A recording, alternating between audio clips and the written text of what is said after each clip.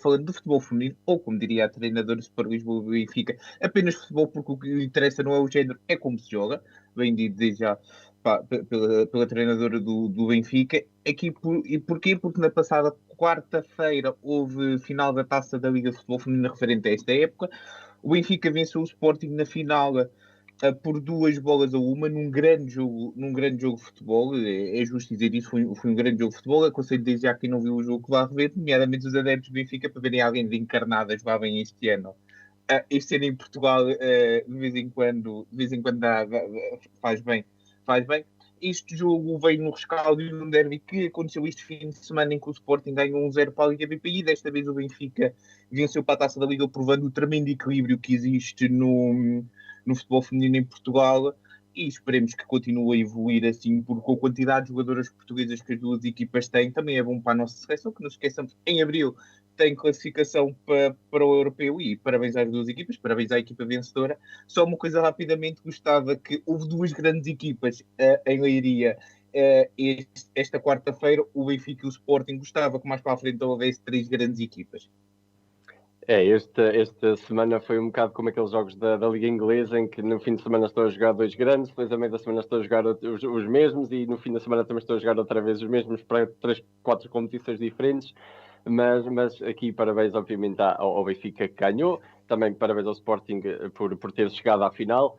E como diz o Francisco, não só no futebol feminino, mas também nas outras modalidades, haver três equipas em grande e em destaque nos jogos.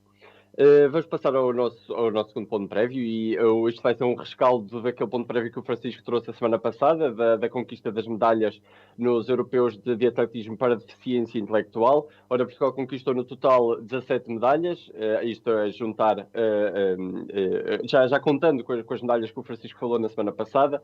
Portanto, a seleção portuguesa alcançou então 7 medalhas de ouro, 6 de prata, 4 de bronze, igualou o número de medalhas que conquistou na primeira edição desta competição em 2000 e ficou apenas atrás da França no medalheiro. Obviamente que nós aqui não gostamos de trazer também estes destaques porque são coisas bastante importantes e que nos orgulham enquanto portugueses. Desculpa te interromper, André. Ficou atrás da França com menos um dia de competição que a França, porque Portugal no domingo já não tinha ninguém para participar. Exatamente. Que também diz alguma coisa. Sim, também diz alguma coisa, e obviamente que, apesar de não ter tido competições no último dia, enche-nos de orgulho então também terem trazido estas 17 medalhas para Portugal, e para mostrar que também não são só Nelson Oliveiras e Patrícias Mamonas, portanto também há aqui atletas em qualquer... Miguel Oliveira. Desculpa, Miguel Oliveira. Não, Nelson Évora. Desculpa, disseste Nelson Oliveira. Disse Nelson Oliveira, peço desculpa então, eu estou um bocadinho trocado, mas parabéns então aos nossos atletas. E também aqui um pouco no desporto, no handball, Portugal bateu a França por 29-28 nesta semana. A seleção nacional faz história, então faz o apuramento para os Jogos Olímpicos de Tóquio. Os jogadores e o presidente da Federação dedicaram esta vitória ao jogador que faleceu no dia 26 de fevereiro, Alfredo Quintana, que era o guarda-redes da Seleção Nacional. Obviamente que para nós nos enche de orgulho, e obviamente que para os jogadores em campo que lidaram de perto com Alfredo Quintana deve ter sido uma vitória ainda mais saborosa por terem conseguido dedicá-la, e esta passagem também por terem conseguido dedicá-la ao Alfredo Quintana. Obviamente que ele mereceu, apesar de não estar infelizmente entre nós, mas ele mereceu esta vitória. Sim, parabéns também, faço minhas palavras, André, parabéns a todos os atletas portugueses medalhados. Se calhar já se dava um bocadinho mais de apoio aos atletas paralímpicos. Mas isso é para outro caso. Não vamos falar nesse tipo de apoio, não vamos falar de coisas tristes no momento feliz. E também parabéns à Seleção Nacional de Handball, que conseguiu o apuramento para os Jogos Olímpicos de Tóquio, aqui num jogo nitidamente por Alfredo Quintana. É algo transversal, se formos ver tudo o que os jogadores da Seleção Nacional disseram em todas as declarações pós a classificação, é transversal esse sentimento. E também aqui uma mensagem para os nossos ouvintes que não conseguiram acompanhar: vão à internet e procurem os momentos finais do jogo, aquele vídeo, um vídeo de 3 minutos, que é uma das coisas mais arrepiantes que eu já vi ser relatado na televisão portuguesa, a seguir ao gol do Éder em 2016, e aqueles minutos finais, sem dúvida, bastante arrepiante, aqueles momentos finais e o sentimento que englobou todo esse momento. E agora passando a coisas menos felizes, temos que ir para os nossos temas de hoje e vamos começar com o Filipe Neto. Já trouxemos aqui um dos maiores youtubers e empresários do Brasil. O youtuber informou na passada segunda-feira que foi intimado a comparecer, a comparecer para depor perante a polícia num caso de um crime que violaria a Lei de Segurança Nacional. Esta queixa foi imposta por Carlos Bolsonaro, filho de Jair Bolsonaro, presidente do Brasil. O que está em causa aqui no crime de segurança nacional no Brasil, aliás, a Lei de Segurança Nacional do Brasil tem diversos crimes, como é normal. Um deles é ameaças, ou, por exemplo, se alguém ameaçar um membro do governo, por exemplo, ameaçar o STF, que é o maior tribunal do Brasil, pode ser considerado um crime de violação da Lei de Segurança Nacional. O que aconteceu foi que o youtuber chamou genocida a Jair Bolsonaro devido à gestão deste no combate à pandemia de Covid-19. E esta queixa, entretanto, foi feita por parte do filho do presidente do Brasil. Entretanto, o caso ganhou bastante repercussão na mídia brasileira e mundial também, é justo dizer. E o que aconteceu foi que diversas pessoas, diversas frentes políticas já se vieram pronunciar em apoio a Filipe Neto, entre os quais Lula da Silva, antigo presidente do Brasil, e diversas pessoas mesmo de outros espectros políticos, mesmo espectros políticos mais próximos do presidente do Brasil, como por exemplo o humorista Danilo Gentili, que também tem sido bastante atacado por diversos órgãos de soberania e não só, e também diversos políticos. Entretanto, já houve a suspensão desta investigação por se considerar, por tudo aquilo que ouvi de diversos especialistas jurídicos, não haver caso para avançar. Relembrar que o Brasil é um dos países que pior geriu a crise de Covid-19, nomeadamente na pessoa do seu presidente, que reiteradamente veio a público dizer que não acreditava no vírus, que o vírus era uma invenção internacional, que era tudo contra ele, que era só uma gripezinha, enfim, aquilo que nós já por aqui dissecámos ao longo Escorregar pelo esgoto. Sim, que nós aqui dissecámos ao longo do último ano de forma bastante periódica, infelizmente. Ora bem, a minha opinião sobre isto é uma coisa que eu já tenho vindo a perceber há algum tempo no Brasil, que é, existem algumas pessoas na política brasileira com pouco amor à democracia. Isto é transversal a todos os aspectos políticos. Neste caso, que o presidente está a atacar um youtuber, é um bocadinho bizarro esta ideia de um presidente ou de um familiar de um presidente fazer queixa sobre um youtuber porque disse uma coisa que o ofendeu. Mas a questão é, porquê é que foi Filipe Neto atacado quando diversas pessoas usaram este tema para atacar o presidente do Brasil? Simples, por causa da visualização que Filipe Neto tem, sendo um dos maiores influenciadores digitais do Brasil. Se o processarem a ele e se o processo de alguma forma a andar, as pessoas que têm menos capacidade financeira, porque felizmente o Filipe Neto tem uma capacidade financeira para se defender facilmente e dificilmente o caso iria acontecer algumas consequências, mas é uma mensagem que se passa para as outras pessoas que não têm tanto hipótese de apoio jurídico. No entanto, também Filipe Neto e um grupo próximo dele criaram uma plataforma que se chama Cala a Boca Já Morreu, tem a ver com uma piada interna mais infantil brasileira e que pretende ajudar pessoas que estejam a ser acusadas de crimes de liberdade de expressão e que não tenham apoio para se defender. Obrigado. Voltando àquilo que tem sido muito recorrente, tem sido diversos humoristas. O Danilo Gentili é só um exemplo de humoristas que têm sido atacados por políticos brasileiros. Tem havido, por exemplo, diversos humoristas com espetáculos suspensos porque as suas piadas são capazes de ofender alguém e diversas outro tipo de coisas. E foi sempre uma coisa mais ou menos não aceito, mas mais ou menos entendível por parte da sociedade brasileira, o que é perigoso. Porque quando se começa com os humoristas, há a velha questão da discussão se é uma piada ou não é uma piada, quando na verdade a maior parte das vezes é uma piada, mas se se pode fazer aquela piada, se não se pode fazer aquela piada. Por isso, o assunto do ataque à liberdade de expressão passa um bocadinho escondido. Quando se trata de alguém que dá uma opinião e quando tentam calar essa pessoa, o ataque à liberdade de expressão torna-se mais evidente. Mas são dois ataques à liberdade de expressão de qualquer forma. O que é que eu quero dizer com isto? É que nós temos que olhar para o Brasil, todos nós portugueses, e perceber e analisar o que está acontecendo no Brasil e tentar transferir para o nosso país para evitar que isto aconteça. Porque os humoristas são sempre os primeiros a sofrer com atentados à liberdade de expressão, porque são aqueles que normalmente fazem coisas mais facilmente atacáveis e mais facilmente identificáveis, porque normalmente mais doidões.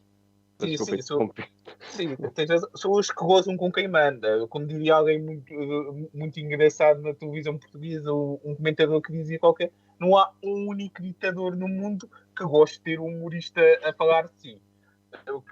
Mas porque os humoristas são mais fáceis de atacar e normalmente nós não levamos isso com muita intenção, porque é o humorista fez aquela piada ou deu a tal questão se é uma piada ou uma opinião. No entanto, facilmente vai passar para o resto da sociedade. E nós temos que perceber uma coisa: quando é luta pela liberdade de expressão, não há esquerda, não há direita, não há PCP, não há Chega, não há Bloco de Esquerda, não há PSD, não há nenhum partido. Há quem se está a censurar e quem é censurado, que normalmente somos todos. E quando nós colocarmos a liberdade de expressão como um fator político no sentido de... É um fator político, mas um fator político no sentido de esquerda e direita, e não percebemos que é um fator político que todos nós temos que defender a democracia, vamos continuar assim.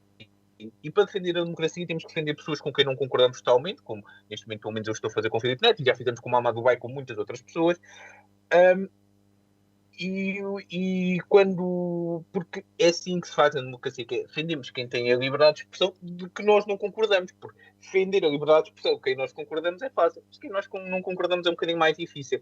Todos nós temos direito a ter uma opinião. Filipe Neto tem a sua opinião sobre Jair Bolsonaro, que não é assim tão descabida quanto isso. E é isto que nós temos que aprender, que é quando um Estado tenta calar alguém porque diz alguma coisa sobre um presidente ou dá a sua opinião negativa sobre um presidente, é porque essa pessoa, esse Estado, ou quem está a mandar nesse Estado não gosta muito da democracia. E quem não gosta muito da democracia, peço desculpa, eu também não gosto muito e não tenho muita paciência para essas pessoas. Sim, eu concordo com tudo aquilo que o Francisco disse.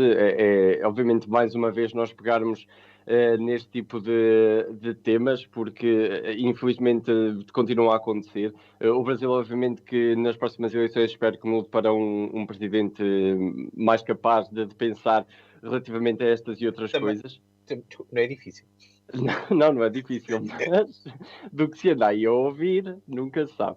Mas sim, obviamente que aqui como nós, portugueses, isso eu percebo o que o Francisco falou. Isto não tem muito a ver com Portugal, mas eu percebo o que o Francisco está a dizer, porque normalmente, nós atualmente estamos a trazer muitas coisas dos Estados Unidos, Brasil, para o nosso país, e isso, para além de estar a prejudicar esses países, está a começar a prejudicar o nosso, e obviamente que temos de ter bastante cuidado e atenção relativamente a estas coisas, e não deixar que estes pequenos pormenores e que estas pequenas chatices e banalidades acabem por estragar a nossa democracia, porque obviamente que nestas últimas semanas, já eu e o Francisco falámos fora de direto, em que Ricardo Araújo Pereira tem vindo a ser alvo de críticas por piadas que não são assim muito ofensivas, mas as pessoas decidem pegar em tudo e criticar o homem por nada. E obviamente que, não chegou obviamente tanto como o Filipe Neto, mas aqui obviamente que o Brasil tem muito que mudar e a sua lei e a sua justiça também tem de mudar, e o Filipe Neto obviamente que faz bem continuar a lutar pela democracia, porque pelos vistos é o único que está um dos únicos que está a fazer isso publicamente, já que o seu presidente e o seu governo não o estão a fazer. Portanto, obviamente que eu espero que o Filipe Neto continue assim, e nós precisamos também mais pessoas dessas aqui em Portugal. Eu não sei se vocês nos considerarão a nós como tal pessoas assim, mas nós também cá estaremos, se for preciso, off the record, para falar assim como Filipe Neto fala. Agora, muito rapidamente, vamos falar do plano de desconfinamento que foi lançado no final da semana passada e entrou em vigor nesta segunda-feira que passou, em que já se abriram creches, escolas, primeiro ciclo, cabeleireiros, missas, comércio ao postigo, e a partir de certas datas vão-se abrir, entre outras coisas, como por exemplo a 5 de Abril, as escolas do segundo e terceiro ciclos, museus e monumentos, ou a partir de 19 de Abril o ensino secundário e todas as lojas e centros comerciais. E obviamente que eu espero que vocês também tenham acompanhado as medidas que saíram e que já as tenham também interiorizado, mais ou menos. Eu muito rapidamente vou dizer que não vamos pegar como fizemos no ano passado, quando começou tudo a desconfinar, e não vamos desconfinar à bandalheira, como se costuma dizer na gíria portuguesa. Não vamos todos juntos, porque eu esta semana, para além de já ter estado aqui em casa, já ter começado a ouvir muita confusão na rua, muitos carros, muitas pessoas a falar na rua, já fui ao supermercado e também já vi muitas pessoas a mais para estarem juntas dentro de um espaço fechado. E isto aqui em Mangualde, que não é uma cidade assim com muita população, mas é só pedir. E também já passei por um café em que eu acho que as bebidas alcoólicas não estão à venda ao postigo, e eu já passei por um café em que havia jovens na rua a ver bebidas alcoólicas. Portanto, aqui as forças de segurança também deveriam estar mais atentas nestes sítios. Mas, obviamente, que não vamos fazer como no ano passado. Vamos ter mais calma desta vez. Eu sei que todos queremos desconfinar. Eu sou uma das pessoas que quer desconfinar, quer andar aí livremente, sem máscaras, e poder abraçar e beijar toda a gente, porque nós somos uma população de afetos. Toda a gente, pronto, Francisco fez uma cara de não é bem toda a gente, mas tu percebeste. Mas sim, nós queremos voltar a ter a nossa vida como era em 2019 ou qualquer coisa assim, mas vamos ter de fazer isto com calma, porque obviamente não vamos estar a voltar-nos a fechar por estupidez agora também de nós portugueses. Portanto, vamos ter calma agora, como sempre nós dissemos. As pessoas não nos ouvem, mas nós sempre dissemos isto, e vamos ver que mais rápido isto vai acabar por passar, e vamos voltar a ter a nossa normalidade, mas isto agora é depender de nós e fazer as coisas direitinhas como nos são pedidas. Só uma clarificação, André: bebidas alcoólicas são proibidas a partir das 21 horas até às 6 da manhã. Ok, obrigado por esse reparo. E rapidamente sobre este plano, ao contrário do último, existe, o que já é positivo, é faseado. O Presidente da República exigiu isto. Não me parece que eu tenha ficado assim tão feliz com este plano como pareceu, mas acreditemos que está tudo bem, mas é para cumprir este plano, é para levar este plano à séria, é para termos atenção. Se o governo português conseguir cumprir este plano, e cumprir planos em Portugal não é propriamente uma coisa que fica muito bem na mesma frase, se conseguirmos cumprir este plano, pode ser que evitemos que daqui a 3 semanas estemos outra vez todos fechados em casa, tudo trancado, porque o vírus anda por aí, ao contrário do que aquilo que uns dizem. Não é só uma constipaçãozinha, ou não tem o mesmo impacto que teve a gripe, como uma certa antiga atriz muito má da nossa praça, que é baixinha, chama-se Parrachita, ou chama-lhe Parrachita, costuma dizer, não é só uma gripezinha, não, é algo muito mais sério do que isso. É tudo por esta semana. Continuaremos aqui sempre a defender a liberdade de expressão para a semana. Isto é, se o Presidente do Brasil ou o filho dele não lhe meterem um processo, mas também não temos vagar para ir ao Brasil, pelo menos eu falo por mim, não tenho tempo de ir ao Brasil responder a processo, por isso, a menos que me levem à embaixada para responder um processo, acho que não vão ter muita sorte. E só para dizer que hoje falámos assim de medalhados e assim, o Francisco veio com uma camisola e com o símbolo português, portanto temos aqui um patriota no programa, isso é de valor. E foi então mais uma edição do Liberdade de Expressão. André e Francisco, boa semana, bom fim de semana para já, e até 2 a 8.